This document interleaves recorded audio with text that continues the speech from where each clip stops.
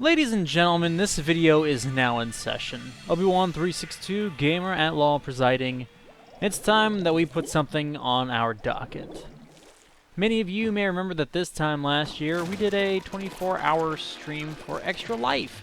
It was great, it was a ton of fun, a bunch of you came out, and we had the opportunity to raise money for an awesome organization. And this year we will be doing it yet again. For those that don't know, Extra Life is a charitable organization devoted to raising money for Children's Miracle Network hospitals. We fundraise every year, and our big event is a 24-hour day of play, where we play games for 24 hours straight, in honor of the kids stuck in hospitals. Think it does a marathon, except for gamers. Yeah, it's good.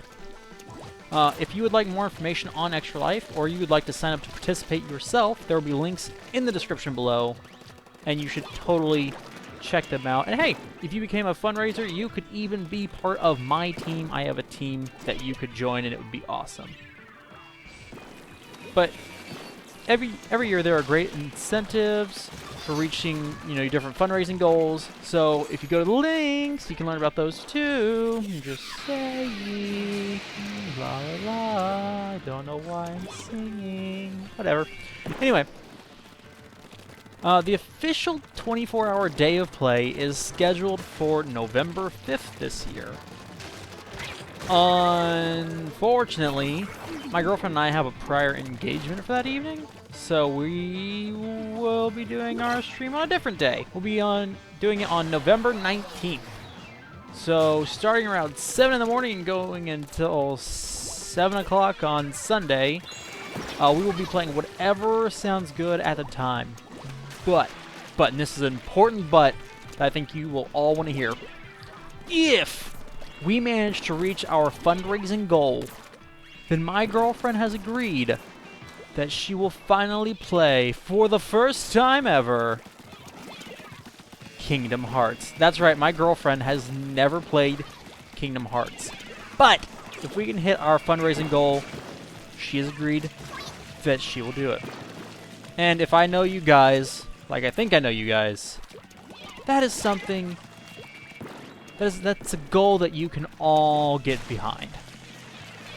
Now this year the stream will be happening over on my Twitch channel, so among all the other links in the description, check out that link and follow me on Twitch so you know when it is coming, though as I said, it's coming at 7 AM on November 19th. But regardless, that'll be over there. The donation link will also be in the description of this video. And hey, the VODs for the stream will be up as soon as practicable after it's over.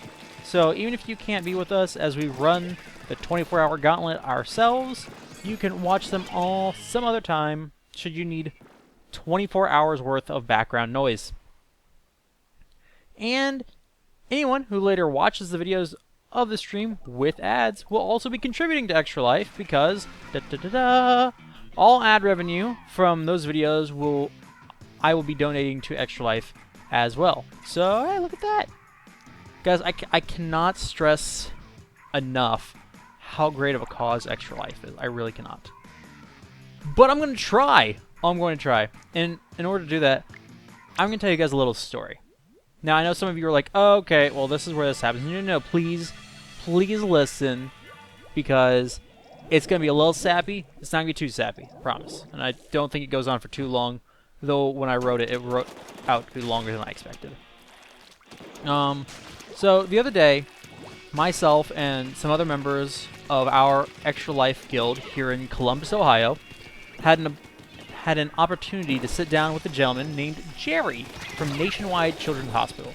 Nationwide Children's Hospital is a hospital that I specifically fundraise for, but here in Columbus, because it's our local children's hospital. It's part of the Children's Miracle Network hospitals that Extra Life raises money for.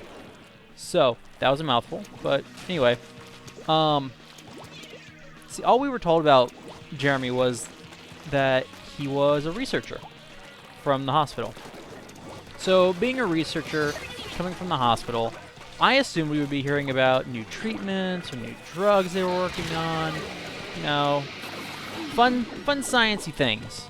Like, okay, cool.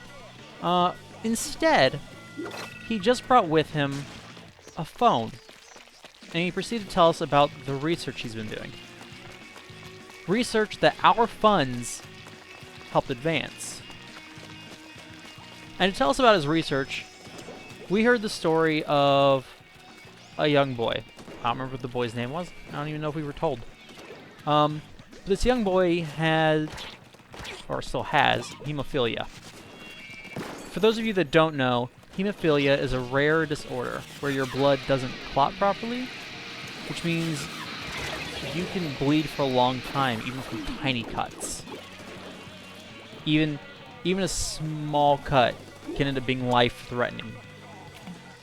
So, now as everyone with hemophilia has to, this young boy needed to have tests done and infusions given to him, which requires blood draws and needles. And having this idea that when you start bleeding, there's a real chance you may not stop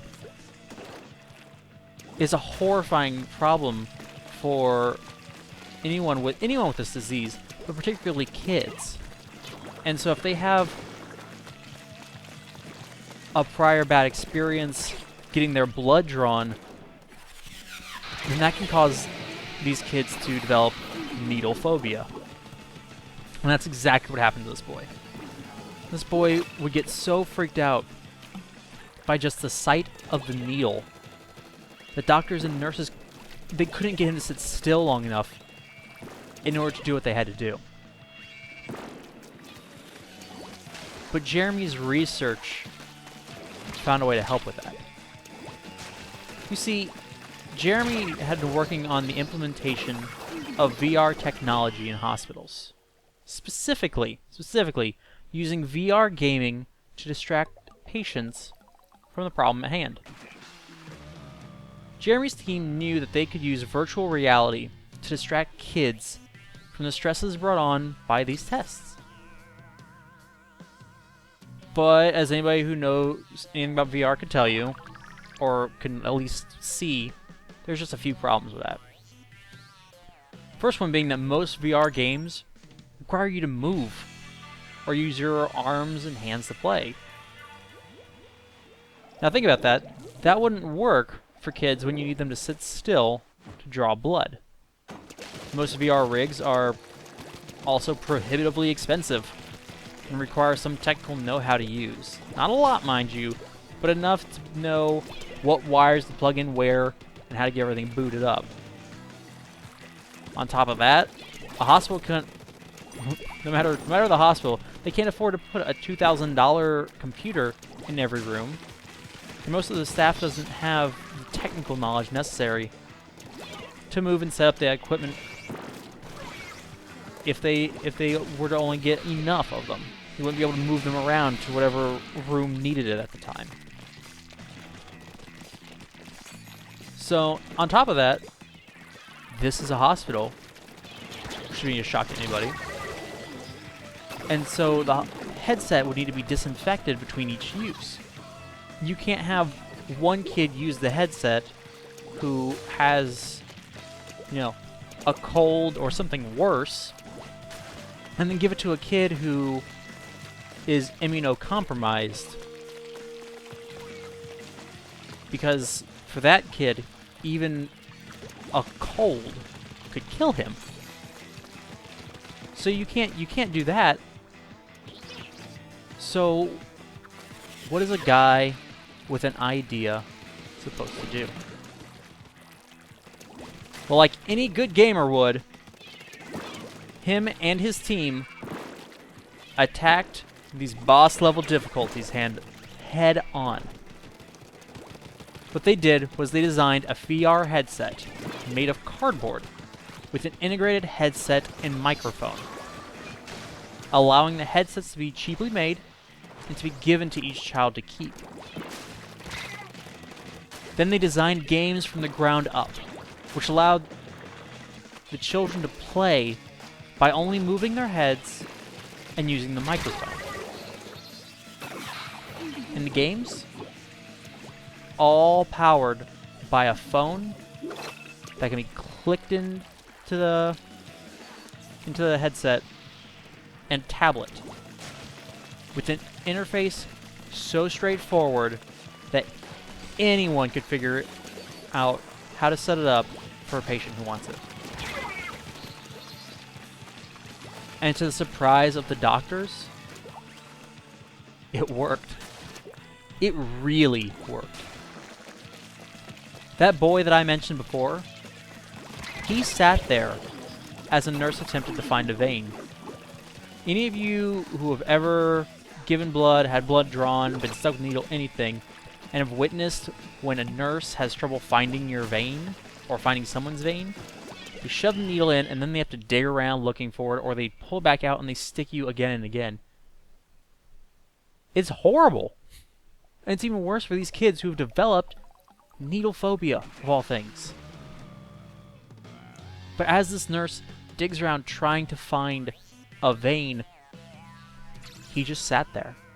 This kid who you couldn't get to sit there for just one stick, let alone someone digging around in his arm, just sat there. Like, this boy's mother was crying tears of joy because for the first time in a long time, her boy could just sit calmly as the tests and procedures that he needs done were being done. All because of a VR game. That's the kind of research that is funded when you give to Extra Life. Now, I don't know about you, but making games that help kids, I can't think of a better cause that gamers, of all things, can get behind. Now, any money you give doesn't just go to this research or that, it goes to the hospitals to use for whatever projects need done. If they need new equipment and don't have the funds for it, then these donations go to that. If this money goes to the hospital and, you know, there's families who are in need of financial help, this money goes to that. This money goes to these hospitals without earmarks, to be used on whatever the hospital needs. So, one day, it's going towards, you know, research into how VR gaming can help improve the lives of patients. And the next day, it's going to purchase life-saving equipment for necessary procedures. Guys, whether you join my team or you donate through me isn't what matters most. Donating and helping these kids, no matter where they are, is what matters. Extra Life allows you to donate or raise money for any of the Children's Miracle Network hospitals. Any of them. So if there's one that is close to you or close to somebody you know, that's where they can send their money. That's where they can choose to send their money. If you can afford to give, I certainly encourage you to do so. But if you can't, hey, I'm not judging you, because I know, I've been there.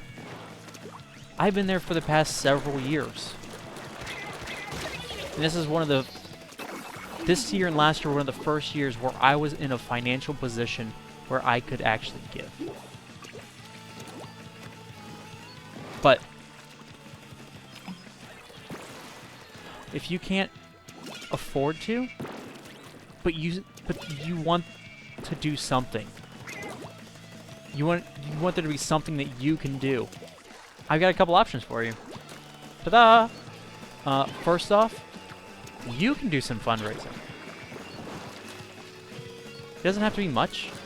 Just a Facebook post or a tweet trying to encourage those you know to try and raise money. And you know what? The average person who signs up and fundraises for Extra Life, on average, we raise $100 per person. And while that doesn't sound like much, when you get so many gamers behind it, I think this year I've already seen we've already raised like $3 million. Part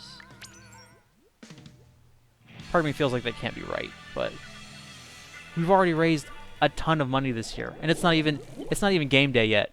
It's not even game day yet, guys. But how much you raise doesn't have to be that much, because once we've all pulled it together, once as a group of gamers we pull it all together, the numbers grow exponentially, right?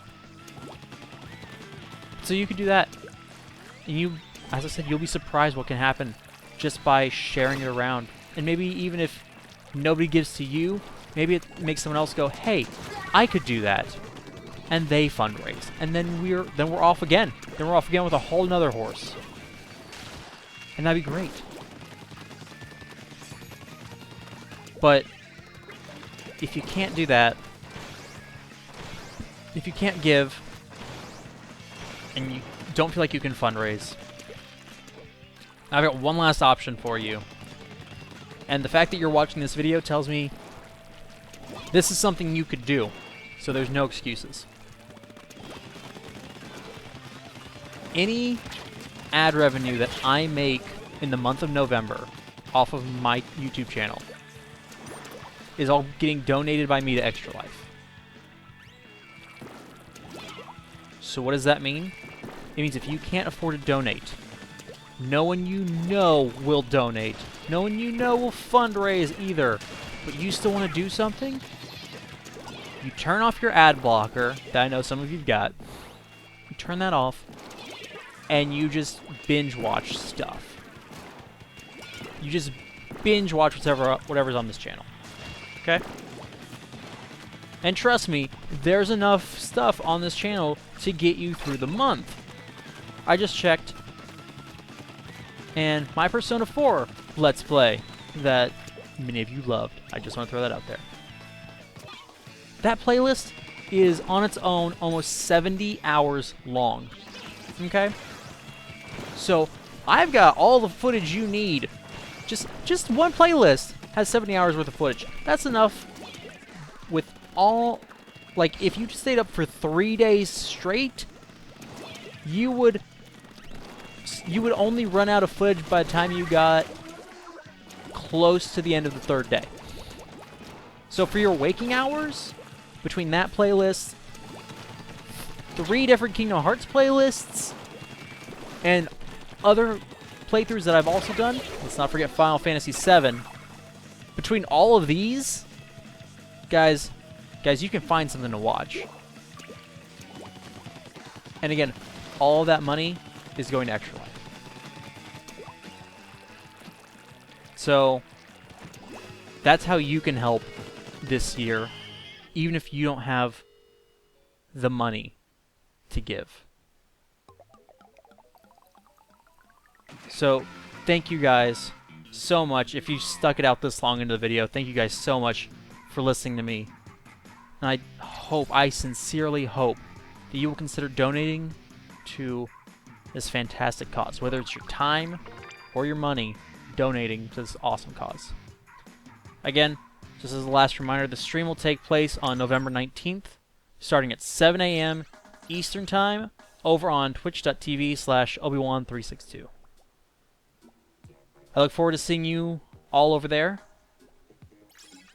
And until then, ladies and gentlemen, this video